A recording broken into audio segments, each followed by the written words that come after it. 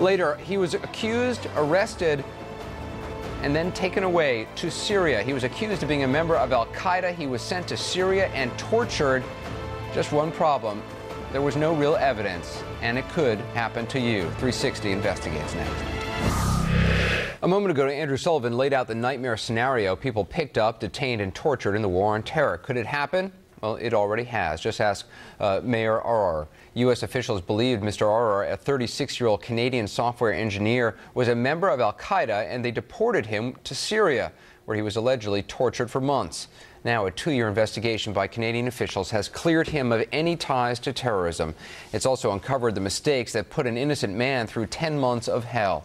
Earlier today, I talked to him about his ordeal. In a moment, my interview. First, some background. There is no evidence to indicate that Mr. Arar has committed any offense or that his activities constitute a threat to the security of Canada. Those are the words that Mayor Arar waited nearly 4 years to hear. Today, Justice O'Connor has cleared my name and restored my reputation. The report that's given him his good name back fills 1,200 pages and 3 volumes. It describes a nightmare that began in late September 2002 when U.S. officials detained Arar at New York's Kennedy International Airport. They were acting on information received from Canadian police, linking Arar to al-Qaeda.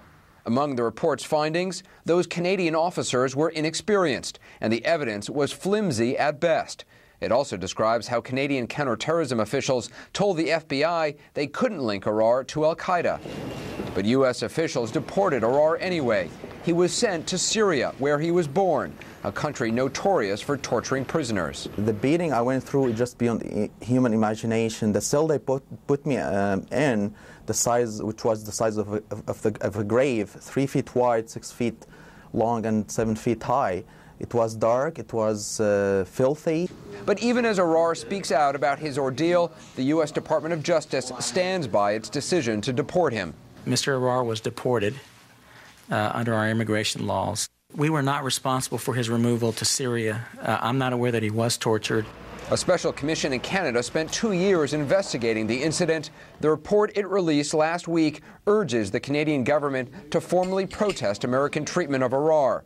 And as for the man at the center of it all, he's suing U.S. officials and agencies responsible for sending him to Syria. He's also demanding an explanation from the Bush administration.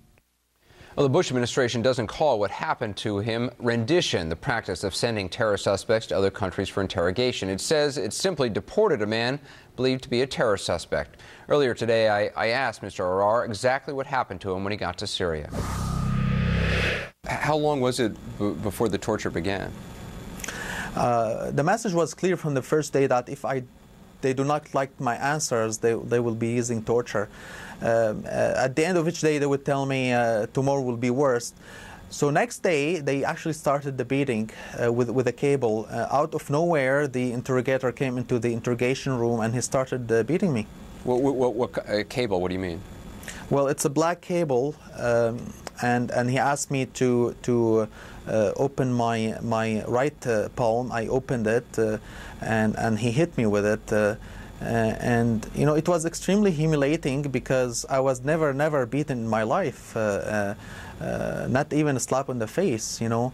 So the pain, that, just to give you an idea about the pain, it's so painful and intense to the point where you really forget every enjoyable moment in your life. And you're willing to say just about anything.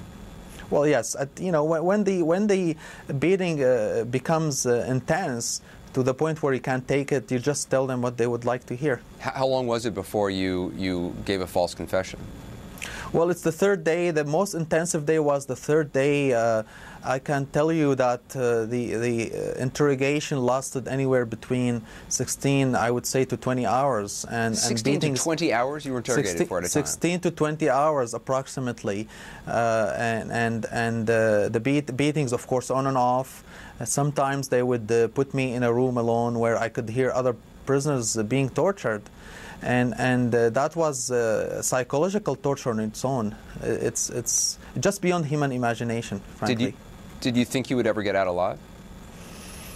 You know, I had weak moments where I really wanted to commit suicide because I couldn't take it anymore. But I think what kept me going through all of this is my faith and the hope that one day I will be released. I want to read you something that the U.S.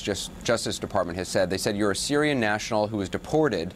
They don't say you weren't a subject of rendition. They say you were deported, and that, quote, that the U.S. government received what they believe to be reliable assurances that you would be treated humanely, consistent with international treaties and conventions. You think that's a lie? Well, the deportation process they use is a disguise. You know, if you compare what happened to me to the other stories that we've heard over the past 3 years, it's clearly, it follows the pattern of rendition. You're suing, I know. What is it you want? I mean, obviously monetary compensation for what you've been through, but you want someone to apologize. Through the lawsuit that I've launched, you know, just to remind everyone, the lawsuit was dismissed last year by a federal judge, but we are appealing. And most importantly, what I want is, I want to hold those people accountable. I want to hold those American officials who sent me to Syria accountable so that this doesn't happen to any other person. That's the most important objective I have. We appreciate you coming on, Mr. Arar. Thank you very much. My pleasure. Well, coming up, fundraisers, speaking engagements, and meet and greet dinners. The chicken circuit.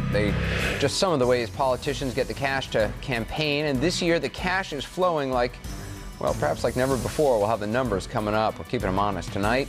And the prison where the only way to restore law and order was to break in. We'll explain why ahead.